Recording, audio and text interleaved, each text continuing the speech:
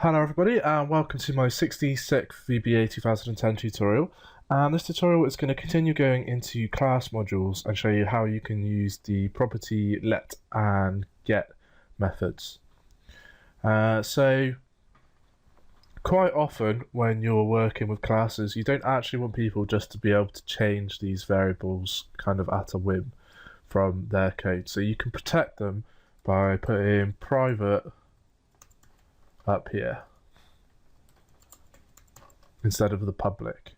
And then when we come in here and we try and run this now, it's going to say it's not found. And if we type in user1 and then put a dot, it's not going to find any properties anymore like it was before. And that is because we put them to private, so we can only access these from in here. So what we actually want to put in now is some methods that we can call that will give us the variables at the top, and we call these property let and property get. So we put public and then property and then get, and then we want username, and let's rename these variables up here. So let's call this a username and a user balance. So get username and then put as string. So it's going to return a string. And then we just want to put username equals a username. And so let's copy this, and we're going to change it slightly for let because we need to pass it a variable. So rather than having it return a type, we put username and then we put byval and then name as string, and then a username equals name. And now when we go into our module and we put user1 and then dot username, and we can set it equals to a value, and we can also reference that out on the screen. So message box, and if we press play, and it will say Matt.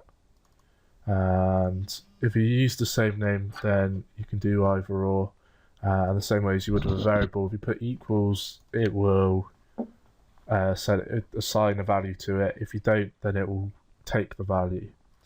So that's the opposite of using the get and the let functions. You might be thinking, well, why have I done this? This hasn't actually changed how I'm using it. Well, what we can actually do is we can put a little bit of kind of sanitation in here. So we can, in this one, we can put, we can test whether or not the name is long enough. So if length name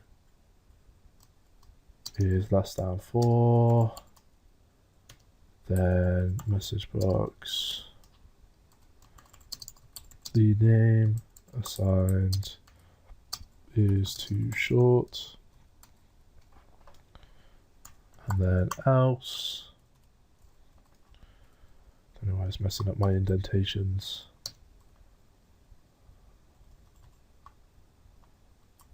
and then end if. And so now if we try and put, say, just as a name, press play, and it's going to say the name assigned is too short, and then it's not actually going to store the name. So that's the usefulness of the property get and let methods. They just let you sanitize the user input a little bit, and you can start putting any other code in here, so you can start recording whenever it's referenced, things like that. So that's going to be it for this tutorial. In the next tutorial, I'm going to show you how you can set up sub procedures. So thanks for listening, and I hope to catch you soon.